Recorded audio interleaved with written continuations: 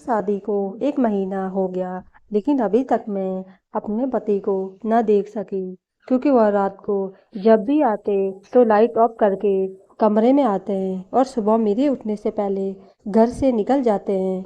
मुझे बड़ा अजीब लगता। सास से पूछती तो वो मुझसे नजरें नहीं मिला पाती, और सच जानने के लिए एक दिन मैंने अपनी जगह नौकरानी को सुला दिया और खुद कमरे में छुप गई।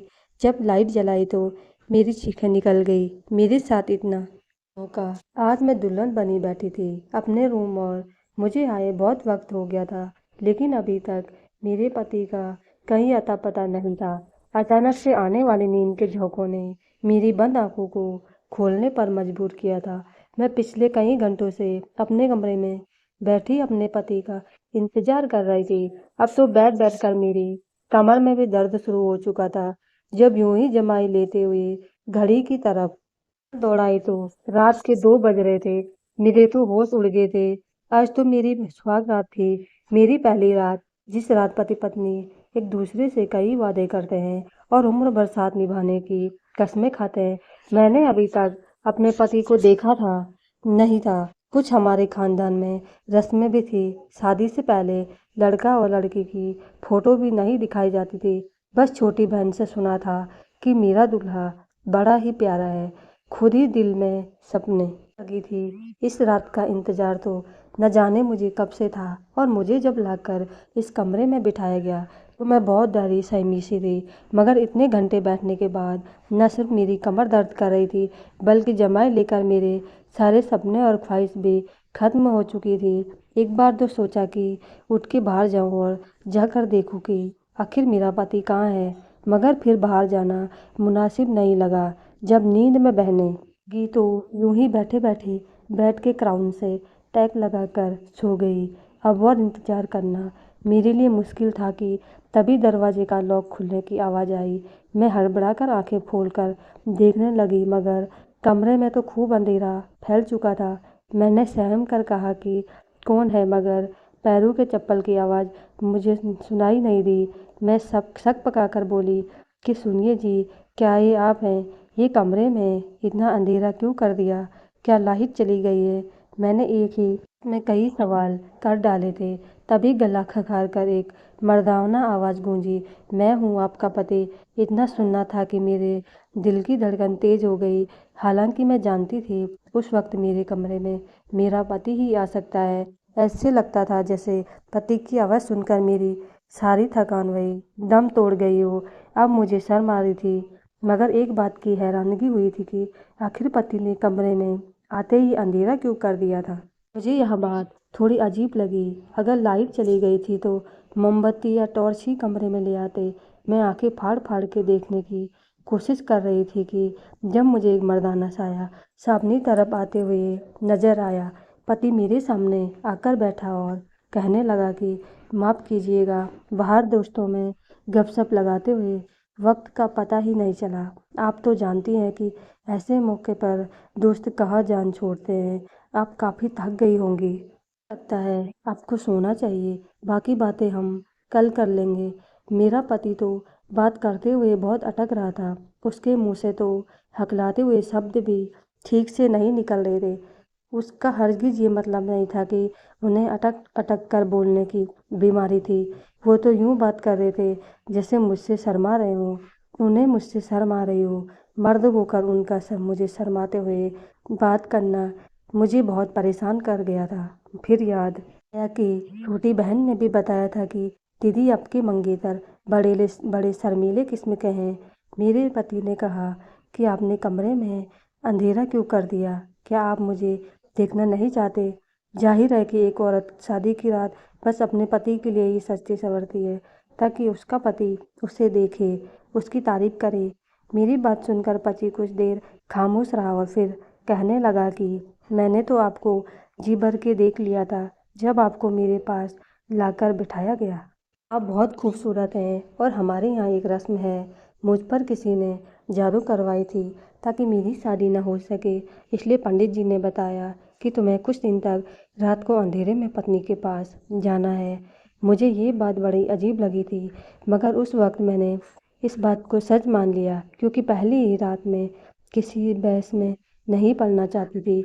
उस रात में सोने के लिए लेटी तो मेरा पति पहले ही लेट चुका था। दिल में एक ख्वाहिश थी कि पति का चेहरा देखूं। आखिर मेरा पति बन चुका था। जब वह बारात लेकर हमारे यहाँ आए थे तब भी उनके चेहरे पर सेहरा बांधा गया था जिसमें फूलों की लड़ियाँ। मुझे उनका चेहरा दिखाई नहीं दिया था।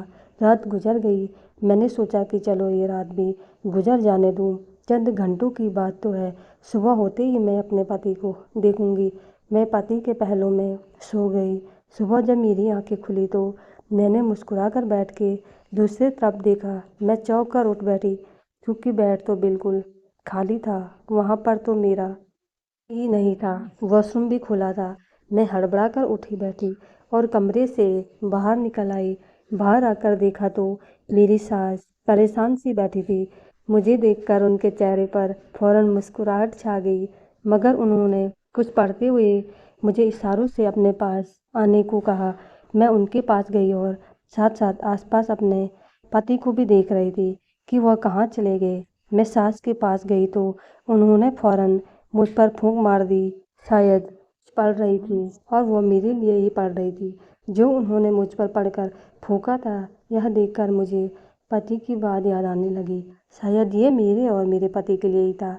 लगता था सचमुच में उन पर कोई जादू हुआ है। तभी तो सास भी मुझ पर कुछ पढ़ के फूंक रही थी। मैंने उनके पास बैठते ही सवाल किया कि वो कहाँ हैं। मुझे तो कहीं कमरे में नज़र नहीं आई। तो सास दूसरी तरफ देखते हुए कहने लगी, बेटा वो काम पर जा चुका है। मैंने घड़ी की तरफ देखा तो कि 8 बज रहे थे और ऑफिस का वक्त 10 बजे से शुरू होता है। फिर 8 बजे वो कैसे चले गए। सास मेरी नज़रों को देखकर समझ चुकी थी और कहने लगी कि बेटा उसके काम का कोई पता नहीं। वो अपने दोस्त के साथ मिलकर कारोबार करता है और दिल जब चाहे तभी घर से चला जाता है। तुम नाश्ता कर लो। मुझे यह बात बड़ी अजीब लगी। मेरा दिल चाहा सास से पूछूं क्या पति की शादी में मर्जी नहीं थी। ना ही रात को उन्होंने मुझसे कोई बात की थी और ना ही वो चेहरा दिखाए। कैसे चले गए भला। कोई अपनी शादी के अगले दिन भी काम पर जाता है। मैं इसी सोच में गुम थी कि सामने वाले कमरे से एक लड़का निकला। मैंने उठकर देखा और जल्दी से अपना दुपट्टा सर पे ले लिया। मेरी सास मुस्कुराकर कहने लगी कि बेटा ये तुम्हारा देवर है।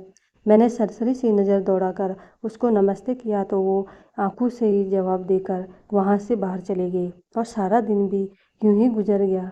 मैंने नोट किया था कि मेरी सास काफ़ी परेशान दिखाई दे रही है, जबकि वो तो मिजाज की बहुत अच्छी औरत थी।